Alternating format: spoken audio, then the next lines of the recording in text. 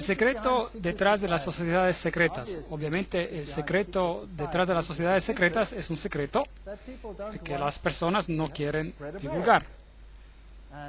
Este tema en particular es tan serio que me voy a arriesgar a decir nada o muy poco.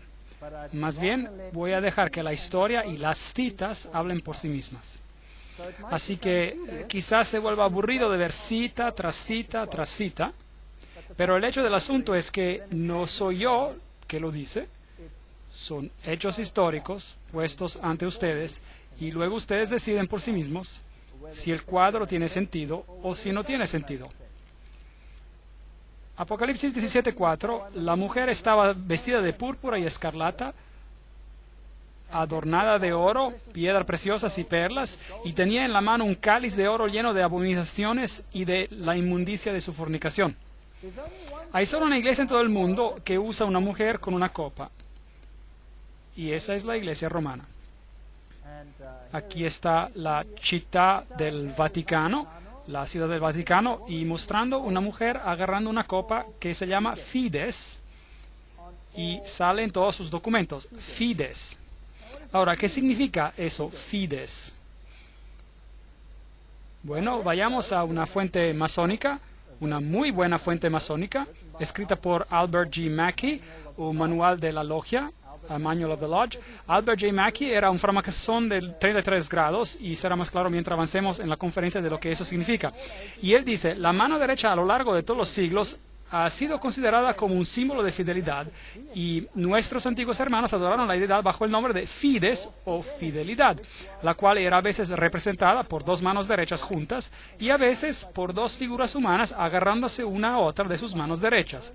Numa fue el primero que erigió el altar a Fides y bajo ese altar el nombre de la diosa de los juramentos y de la honestidad era adorada. Entonces, eso significa honestidad y fidelidad, pero también es una imagen de una deidad femenina. Ahora, Apocalipsis 17:5 llama a esta institución la madre de las rameras. Y Apocalipsis 18:7 nos dice, y ella dice, yo estoy sentada como una reina, no soy viuda y no veré llanto. Entonces, quizás ella perdió algunos hijos durante el tiempo de la Reforma, pero ella los va a conseguir de vuelta. Isaías 47:8, yo soy y fuera de mí no hay otra, no quedaré viuda ni conoceré orfandad. Ella va a controlar el mundo en un sentido espiritual. Eso es lo que dice este poder. Ahora, es interesante que el Vaticano recientemente, el 5 de septiembre 2000, ha publicado esta encíclica, Dominus Iesus, donde dice, otras iglesias no son nuestras hermanas, insiste el Vaticano. Siempre debe ser claro que la única, santa, católica y apostólica Iglesia Universal no es la hermana, sino la madre de todas las iglesias. El cardenal Ratzinger dijo esto, él es la cabeza de la Inquisición. Ya no se llaman ellos mismos la Inquisición, ellos se llaman la Congregación de Doctrina y Fe.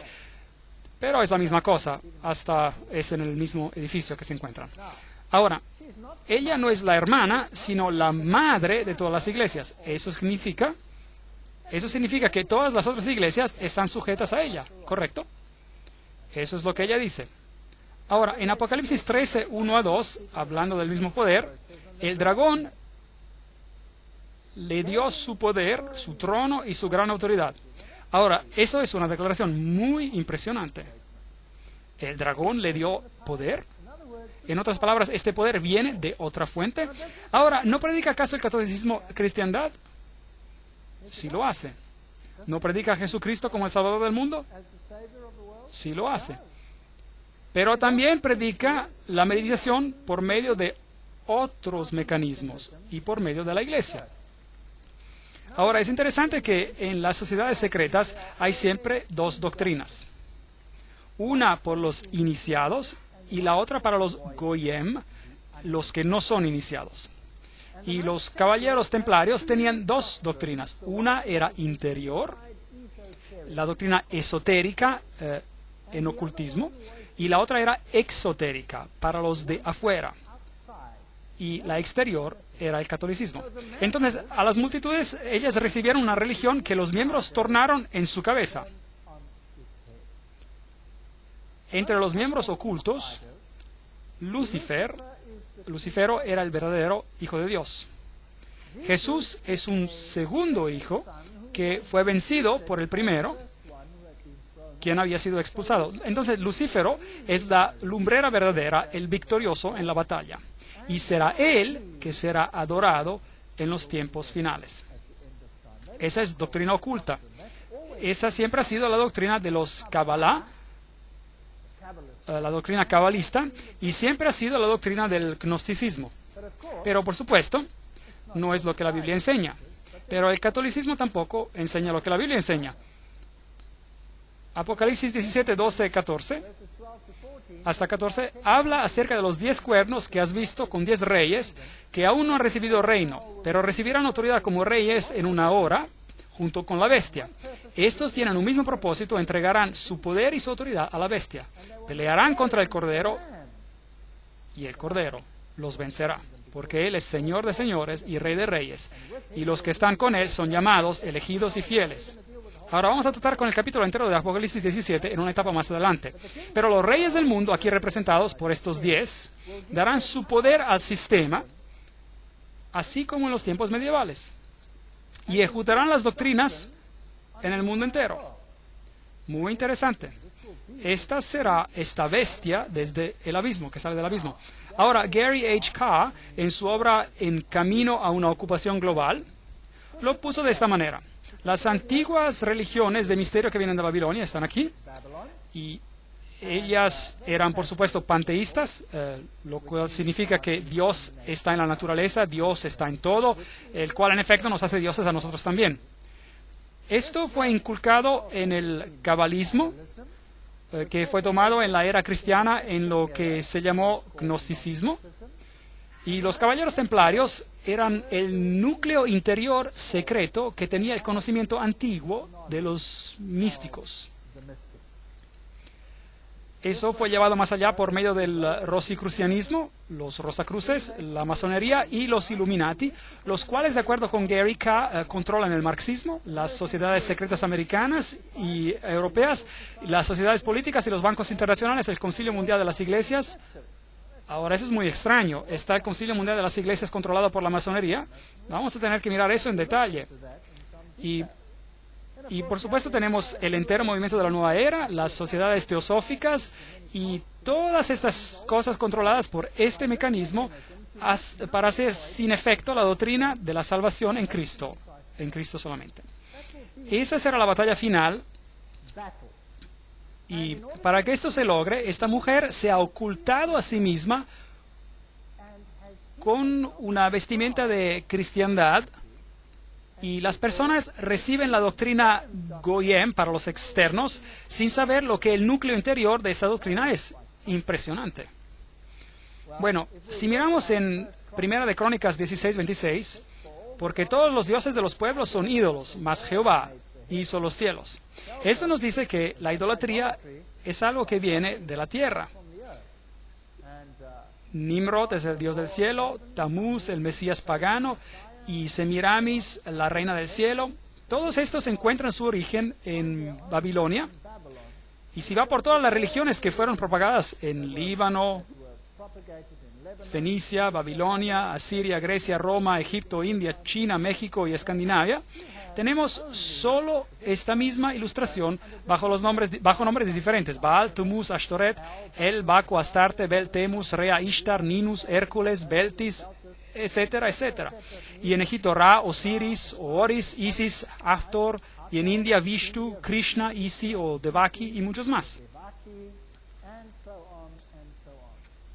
Ahora, romanismo, la Iglesia romana ha tomado esta Trinidad y la ha hecho Padre, Madre e Hijo, lo cual significa que ellos deben elevar la mujer al punto de la deidad, y veremos cómo hicieron eso y cómo están haciendo eso con la aprobación del Papa. Entonces, la verdadera Trinidad y la Trinidad católica romana son dos cosas diferentes.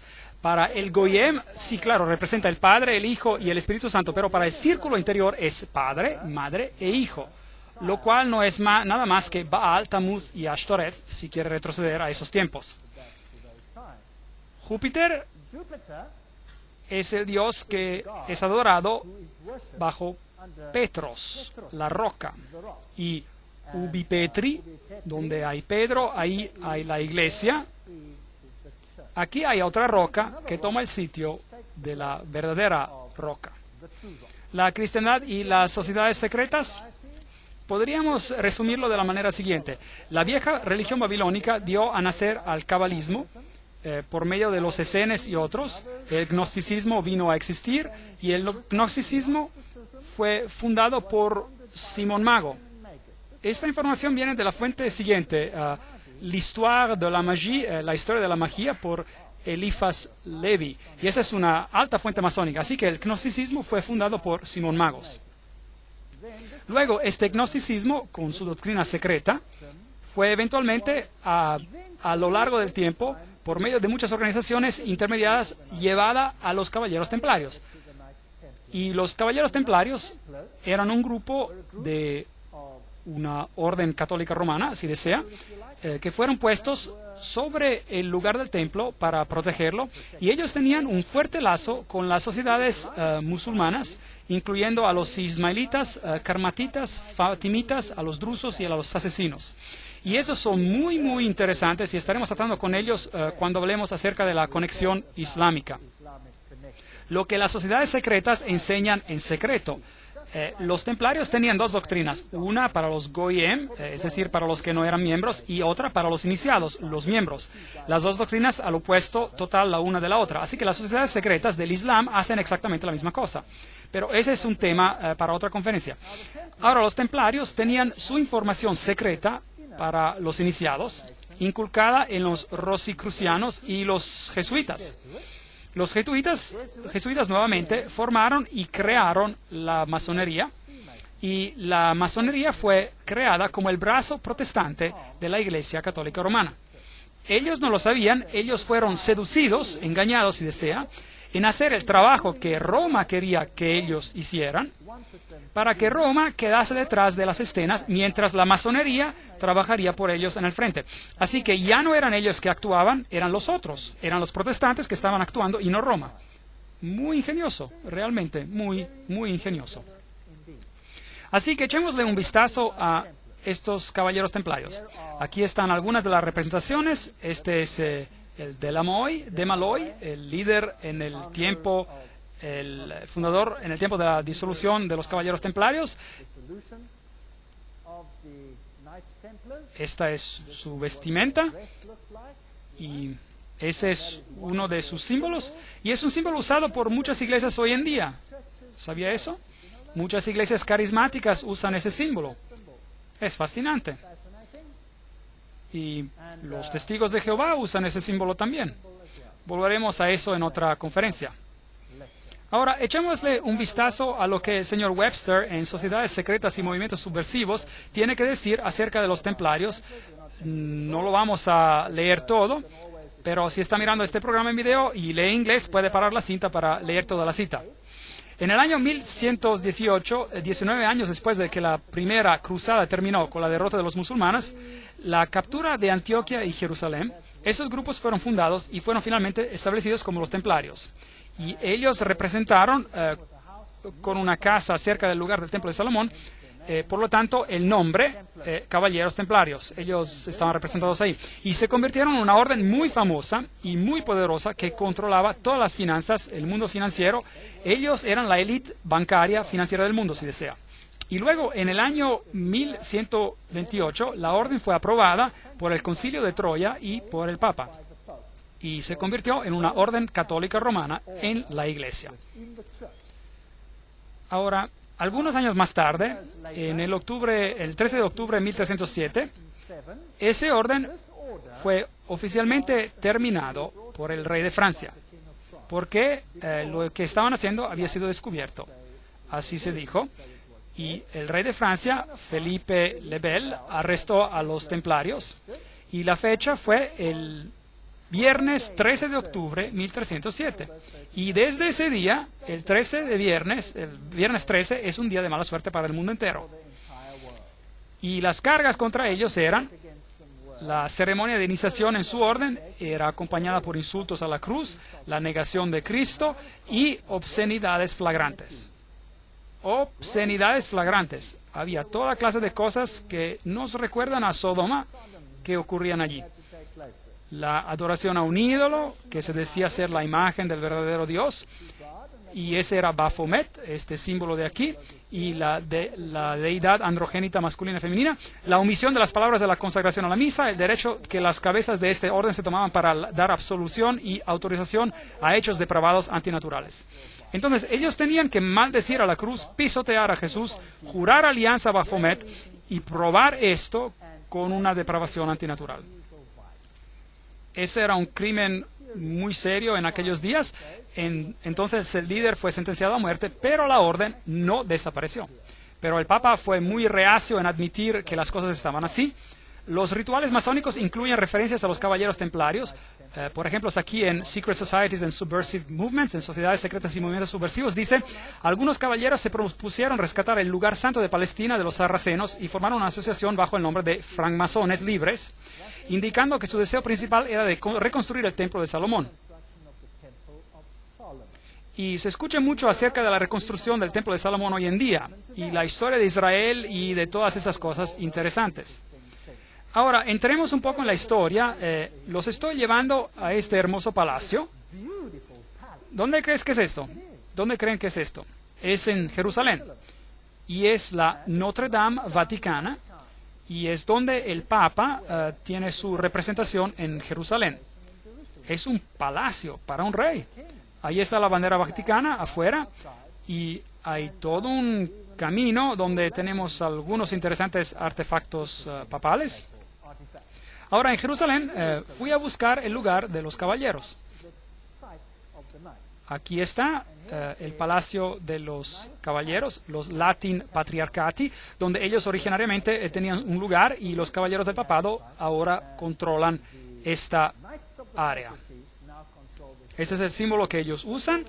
Es el escudo de los caballeros, el cual es usado por muchas religiones hoy en día también. La iglesia de Reima utiliza este símbolo, por ejemplo. Estos son los guerreros eternos. Ese es el símbolo que ellos usan.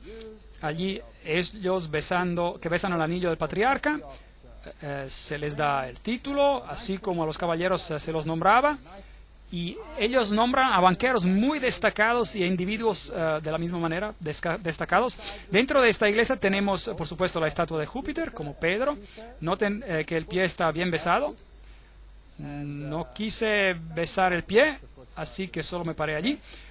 Es una iglesia muy importante porque ambos, el Papa Pablo VI y el Papa Juan Pablo II, visitaron a esta iglesia, lo cual es, por supuesto, altamente simbólico. Aquí están las plaquetas del patriarca latino, el Palacio de los Caballeros. Y si entra, hay este interesante altar, y mientras mira el altar, verá ciertas figuras por aquí.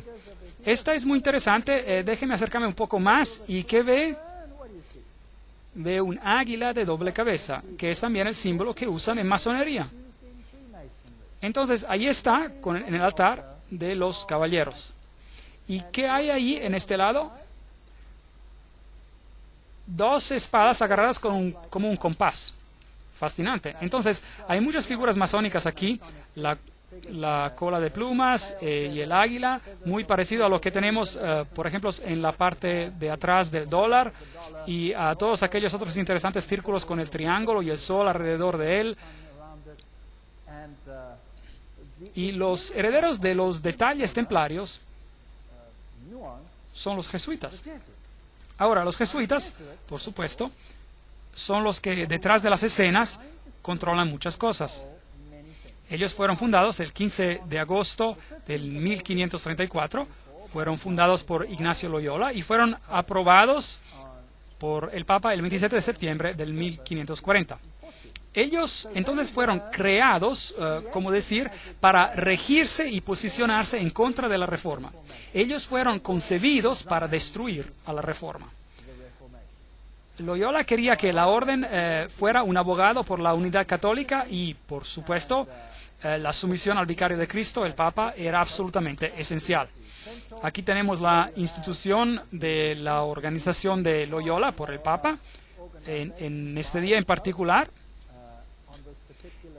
Y hay algunas semejanzas interesantes que encontramos aquí. Aquí, por ejemplo, hay una semejanza considerable entre los grados masonas y los jesuitas. Los jesuitas pisan de cierta manera y muestran la rodilla porque Ignacio Loyola se presentó de esta manera en Roma y pidió por la aprobación de la orden. Ahora, todo lo que les digo tiene una cita adjunta. Y si alguien se enoja por cualquier cosa que diga, entonces telefone a las personas que lo dijeron y enójese con ellos, ¿ok? Porque yo no lo dije, lo dicen ellos.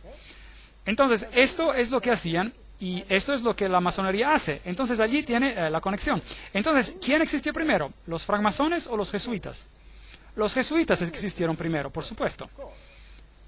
Ellos debían obedecer como un cadáver, perinde ad cadáver. Las constituciones repite 500 veces que uno debe ver a Cristo en la persona del general y hasta si Dios te dio un perro, debes obedecerlo como si él fuera Jesucristo mismo.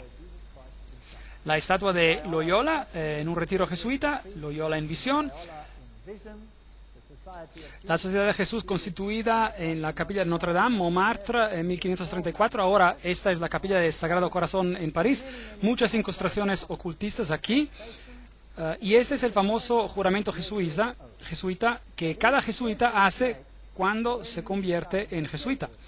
Eso nos dirá algo acerca del carácter de los jesuitas. Allí dice yo, y luego llena con su nombre, en la presencia de Dios y todos los santos y todas estas cosas. Juro que su santidad el Papa es el vicerregente de Cristo y es la verdadera y única cabeza de la Iglesia Católica o Iglesia Universal, etcétera, etcétera.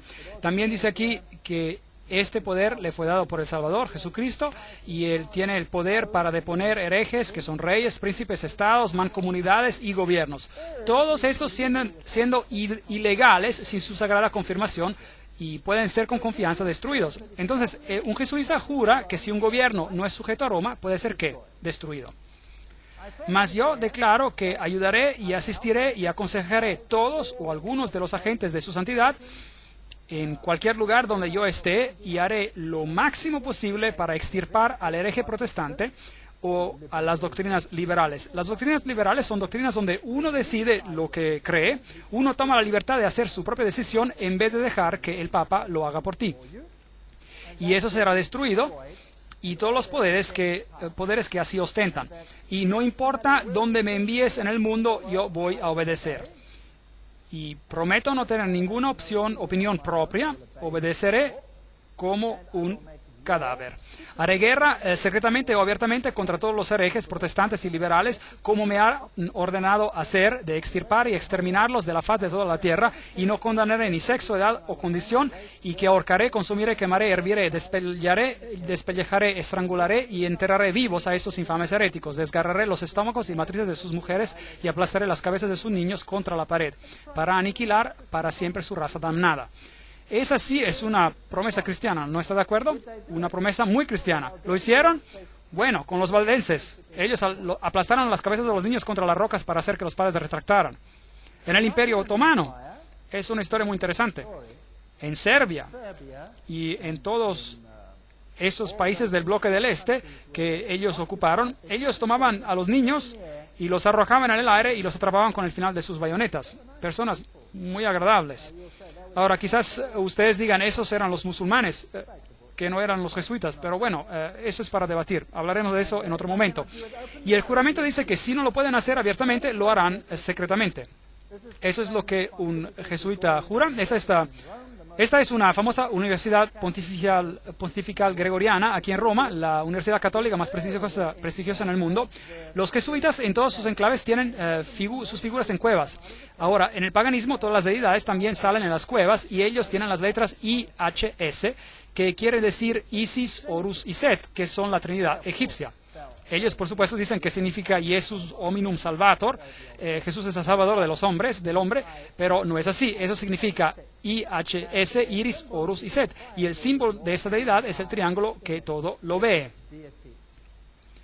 Ellos también usan el pilar, la estela, si desea. Ellos tienen el símbolo con el triángulo y el ojo. en el círculo interior, el cual es también un símbolo usado en el nuevo movimiento de la nueva era. Vimos que Gary K. Dice que la masonería controla el movimiento de la nueva era y los jesuitas controlan a la masonería, o la crearon. Esta es la Universidad de los Jesuitas en Praga, y encima de ellas tienen a Atlas y no a Jesucristo. Y si usted va a un enclave jesuita más moderno, como está este en Alemania, yo lo visité. A veces soy un poco descarado, ahí estoy. Y tomé una foto y adentro ellos tienen esta foto de Cristo, supuestamente. Pero este no es Cristo, este es Atlas agarrando el mundo encima de sus hombros disfrazado. Ellos tienen esos símbolos en contra de la pared aquí. Este símbolo es el símbolo de Hermes, el dios Hermes. Si saca la cruz, entonces tenemos el símbolo de Isis, de la diosa. Y esto es lo mejor del paganismo. Esos símbolos por aquí, nada, esto es cuando se construyó iglesia jesuita, etcétera, etcétera. Ahí el simbolismo de María, la M es la M masónica, el triángulo, y Ría representa a Ría, la diosa. Aquí hay una iglesia en Alemania, una catedral, y adentro verá este círculo con una cruz y espadas cruzadas. Todos los símbolos son también usados en la masonería. Ahora, si regresa a la Asiria antigua, esa era una cruz muy prominente, era la cruz maltesa, y viene del paganismo antiguo. Tiene los símbolos de las estrellas, por aquí, dos estrellas, una encima de la otra, o dos cruces, una encima de la otra. Ellos tienen el compás y tienen la luna con un disco en ella, o una estrella en ella, el cual es el símbolo que se utiliza en el Islam, por ejemplo. Y tienen el calendario solar y la triple corona. Todos estos símbolos son usados por el papado. Cruces al revés representan victoria sobre Cristo, martillos y compases y hoces. Esos son símbolos que se encuentran frecuentemente en el mundo. Allí está Jesús de pie encima de la calavera cruzada por huesos, que es un símbolo de Júpiter, el dios Júpiter, que es un símbolo, bueno, que es Lucífero. Cruces al revés otra vez.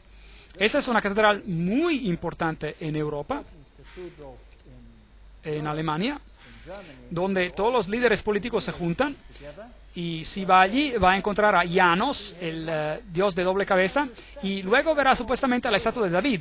Pero por supuesto que no es David, es el dios Pan, porque él tiene una flauta de pan o zampoña en su mano, y David no tocaba la flauta de pan o la zampoña. Entonces fui a ver si encontraba el lado oscuro del dios Pan, porque hay un lado luminoso y un lado oscuro, y lo encontré ahí está él. Es el que tiene las garras, en la misma catedral. Así que ellos ocultan su simbolismo oculto.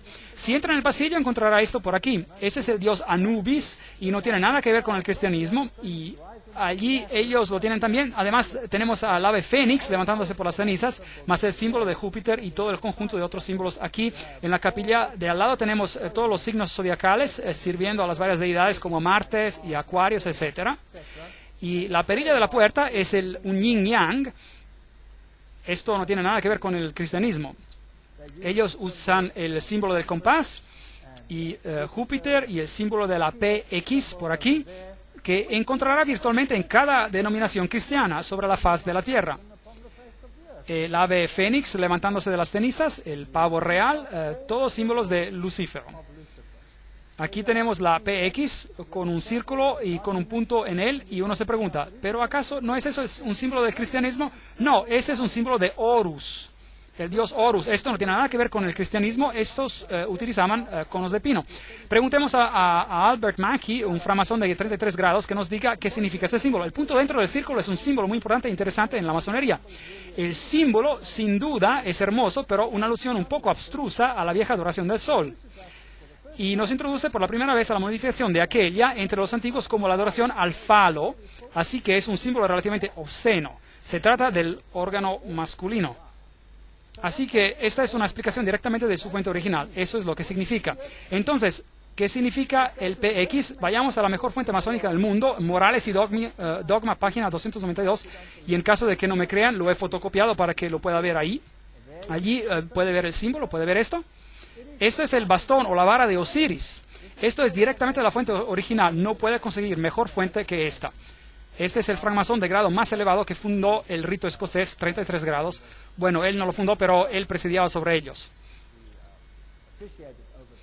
En una medalla de Constantius hay esta inscripción, In hoc signo victoreris, y Y luego algunas cosas, otras cosas interesantes. Entonces, esta es la vara de Osiris y luego él habla del símbolo del Tau místico o de las cruces y las estrellas de David. Y luego él usa esta también, un símbolo interesante. Y él dice que las vestimentas de los sacerdotes de Horus eran cubiertas con estas cruces. Esta es la cruz maltesa. ¿Se acuerda cuando se la mostré en el rey asirio? Ahora, ¿quién usa eso en su vestimenta? Bueno, veamos. Oh, ahí está. ¿Quién la está usando? El Papa la está usando. Entonces, ¿qué es él? Él debe de ser el sacerdote de Horus. Entonces, para el mundo de afuera, parecerá como el cristianismo, pero para el círculo interior es ocultismo. En el piso de la Catedral de Londres, en Londres tenemos el trísquele, el cual es el triple yin-yang. Bueno, ¿y eso qué significa? Bueno, preguntémosle a las fuentes mismas. La versión celta del yin-yang, eso es lo que es el trísquele. El mar, la buena suerte, el calderón, una diosa celta, la diosa de sabiduría y hechicería. ¿Quién fue entronada en la Revolución Francesa?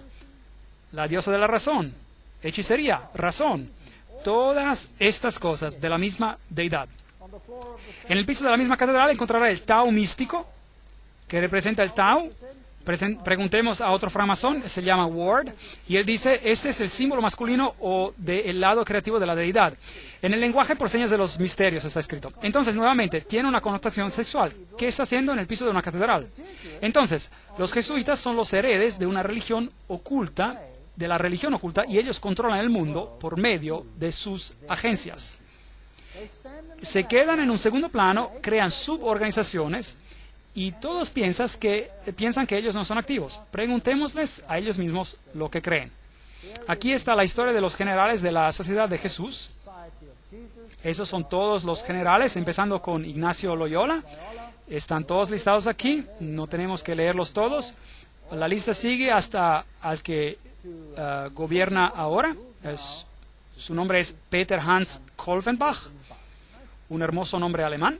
Es interesante que los alemanes son muy prominentes en este asunto. Peter Hans Kolvenbach es la cabeza de los jesuitas. El cardenal Ratzinger, otro alemán, es la cabeza de la Inquisición. Ellos parecen tener bastante control. Como se ve, allí está el Peter Hans Kolvenbach. Probablemente está viendo a uno de los hombres más poderosos de la Tierra hoy, si no el más poderoso posiblemente. Él es el Papa Negro. Aquí tenemos esta cueva de Loyola. Aquí tenemos a George W. Bush y el Papa en audiencia con uno al otro. Y ellos no hacen nada por casualidad. Ocurre que ellos hacen eso es exactamente bajo este cuadro que les mostré, donde Loyola recibe su comisión por parte del Papa.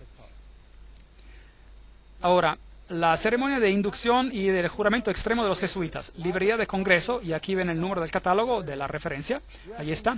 Ustedes han sido instruidos a insidiosamente plantar semillas de celos y odio entre las comunidades, provincias y estados que estaban en paz e incitarlos a derramar sangre, envolviéndolos en guerra el uno con el otro y crear revoluciones y guerras civiles en países que eran independientes y prósperos, que cultivaban las artes y las ciencias y disfrutaban de las bendiciones de paz. A tomar partido con los combatientes y a actuar secretamente en concierto con tu hermano jesuita, quien quizás esté comprometido con el otro lado, pero abiertamente opuesto a lo que tú estés conectado, al fin de que la Iglesia sea el ganador al final, en las condiciones fijadas por los tratados de paz, y que el medio justifica el fin. ¡Wow! Increíble. Esta es la ciencia hegeliana. Dos puntos de vista opuestos, pensamiento dialéctico. Tú haces que el uno haga guerra con el otro y lo rozas el uno contra el otro hasta que no quede nada. Esto se llama tesis y antítesis, y el resultado del conflicto trae a la síntesis. Ahora note que los jesuitas pueden ser muy activos en un lado, pero pueden ser igualmente activos en el otro lado. Así que este es todo un proceso que usan para alcanzar blancos. La guerra de los 30 años. Ahora, ¿de qué se trataba todo esto? La meta y el objetivo era que la guerra debería en verdad convertirse en una guerra de aniquilación. Además, ¿cómo hubiera sido posible para ellos dejar que se concluyera la paz con países donde sus gobernantes rebeldes habían decretado una ley y ordenado que ningún jesuita debería retar a mostrar su cara otra vez? ¿Sabían que los jesuitas fueron arrojados afuera de virtualmente todos los países, incluyendo los países católicos, porque eran tan divisivos? Reyes católicos ni siquiera podían tolerar a los jesuitas y los sacaron. Si un rey católico se atrevía a votar a un jesuita, ese país era destruido, católico o no, y los jesuitas regresaban. Pueden apostarlo todo, que así sería. Entonces, la responsabilidad horrorosa para esta terrible guerra de 30 años descansa sobre el emperador Ferdinando y sus maestros, gobernantes y amigos íntimos, los hijos de Loyola. Cada cosa que estoy diciendo es una cita. Papado, un enemigo a la libertad civil y religiosa. En el 1550 el Papa Julio XIII declaró su reivindicación a tener el poder temporal universal político, emitiendo una nueva moneda que él emitió y el lema que decía: la nación y reino que no me servirán, perecerán. Ahora, por favor, note que esta es una declaración católico-romana, que la nación y reino que no sirva al papado, perecerá. ¿Qué significa eso en términos de países protestantes? ¿Van a tener problemas? ¿Sí o no? Yo diría que sí. Ellos van a tener problemas. Tomás Aquinas, el gran filósofo de la Iglesia Católica Romana, dijo: el Papa por derecho divino tiene poder espiritual y temporal como supremo rey del mundo. El Papa de Roma, como la cabeza del gobierno papal, clama absoluta soberanía y supremacía sobre todos los gobiernos de la tierra. Todos los gobiernos de la tierra. Todas estas citas son extremadamente potentes. No hay nada de mediocre en estas citas y vienen de las fuentes más altas. El derecho de deponer reyes es inherente en la suprema soberanía de los papas, que, como vicerregentes de Cristo, ellos ejercen sobre todas las naciones cristianas. Cardinal Henry Manning, en el 1892, él era el arzobispo de Westminster, en Inglaterra. Entonces, él está en control de todas las naciones del mundo. Ahora, es interesante que la Biblia nos dice que estas palabras fueron puestas en la cruz de Cristo en su crucifixión. Dice: Jesús de Nazaret, el rey de los judíos. Pueden leer esto en Juan 19:19. Pero el crucifijo católico romano tiene las palabras INRI escritas en él. Ahora, si buscan el diccionario de Webster, esto significa Jesus Nazarenus Rex Judeorum.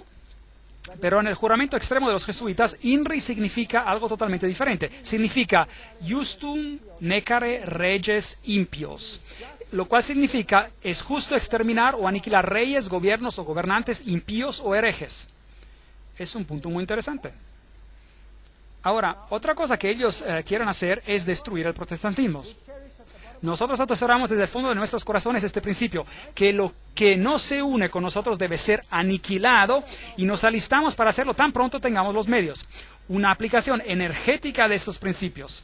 El protestantismo ya se está gastando y hundiéndose en decadencia.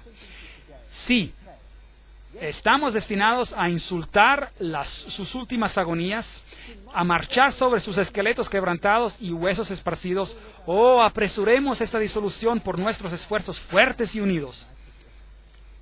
Y luego ellos ya escribieron: el protestantismo se está descomponiendo.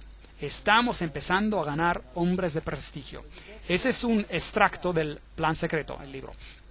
Aquellos son los peores de los católicos, los inquisidores, los jesuitas. Son simplemente el ejército de Roma para la soberanía terrenal del mundo en el futuro, con el pontífice de Roma por emperador. Algo como una servidumbre universal con ellos como amos se está planeando. Eso es todo lo que representan. Quizás ni siquiera creen en Dios. Los hermanos Karamazov. El texto de Dostoyevsky. Todas estas citas, el general de los jesuitas insiste en ser el amo, soberano sobre el soberano. Donde quiera que los jesuitas estén admitidos, ellos serán los amos, cueste lo que cueste. Su sociedad es por naturaleza dictatorial y por eso es el enemigo irreconciliable de toda autoridad constituida. 50 años en la iglesia de Roma, escrita por el padre Schichini. Chiniquí. Ignacio Loyola mismo dijo, el poder del general será tan ilimitado que si él juzgara necesario por el honor de Dios, él deberá poder enviar de vuelta en otras direcciones a aquellos que han venido directamente de los papas. Entonces, esta es una orden poderosa. Friedrich von Hardenberg dijo, nunca antes en el curso de la historia del mundo había aparecido una sociedad parecida. Hasta el antiguo Senado romano no hizo planes para dominar el mundo con tanta certeza de lograr éxito. Ellos quieren el dominio del mundo, con el Papa entronado como el gobernador universal. El católico romano Lafayette advirtió, es mi opinión que si las libertades de este país, los Estados Unidos de América, son destruidas, será por la sutileza de los sacerdotes jesuitas católicos romanos, porque ellos son los enemigos más astutos y peligrosos de la libertad civil y religiosa. Ellos han instigado la mayoría de las guerras de Europa. Esas son personas prominentes que hablan. El señor Morse, él es el inventor del código Morse, y él dijo, ¿y quiénes son estos agentes? La mayoría de ellos son jesuitas. Una orden eclesiástica proverbial en el mundo por su astucia, duplicidad y falta total de principios morales. Una orden tan hábil en todas las artes del engaño que hasta en los países católicos, en Italia misma, se convirtió en intolerable y el pueblo pidió su supresión. Este es otro hombre prominente. El archiduque Maximilian Francis dijo, ellos se han tan constantemente mezclado en las intrigas de la corte y del Estado que deben, en toda justicia, ser reprendidos por luchar para obtener el dominio universal. Y podríamos seguir con más y más citas. Esta es una cita muy interesante. Este es el Michelangelo Tamburini, 1720. Este es el general de los jesuitas, hablando al duque de Brancas, y dijo lo siguiente. Ve, mi señor, desde este cuarto yo gobierno no solo París, pero China. Y no solo China, sino el mundo entero, sin que nadie sepa cómo está manejado. Interesante. Esto es lo que los jesuitas mismos tenían que decir. El confesor del Papa tiene que ser un jesuita. El Papa mismo tiene que ir a un jesuita para confesarse. Cita del Imperio Vaticano. Todo lo que digo es una cita. Este hombre es Jean-Baptiste Janssens. Él gobernó de 1946 a 1964 y parece ser un caballero de buena apariencia y contento. Sin embargo, pueden ver que esta fotografía fue tomada por el periódico Saturday Evening Post en el 1959. Y estas son las organizaciones que él tiene bajo su mando. Y vamos a tratar con estos asuntos en la próxima conferencia. Él controla las siguientes sociedades secretas. La Orden Militar Soberana de Malta. Entonces, él está en control de todos los caballeros de Malta. La masonería del rito escocés, Shriner. La Orden de los Illuminati. Los caballeros de Columbus, los caballeros del Ku Klux Klan, B'nai B'rith, la Nación del Islam y su ejército privado llamado el Fruto del Islam, la Comisión de la Mafia y el Opus Dei, junto con un montón de fraternidades menores. Así que cada una de estas sociedades secretas está controlada por los jesuitas. ¿Cómo las controlan y cuál es su objetivo? ¿Y quién es un miembro, por ejemplo, de los Caballeros de Malta? ¿Quién hoy en día es miembro de los Caballeros de Columbus? ¿Quién es miembro de B'nai B'rith? ¿Quién controla el Fruto del Islam? ¿Quién controla Opus Dei? ¿Quién controla Calavera y Huesos, por ejemplo? Y todas las otras sociedades secretas. ¿Y cuáles son sus blancos? Eso es lo que tenemos que descubrir. Recuerde que Roma quiere ganar nuevamente el dominio total. Y si ellos son el centro de la teología templaria, entonces ellos quieren controlar el mundo por el dragón, no por Jesucristo. El dragón les dio su poder y su asiento y gran autoridad. Eso da miedo.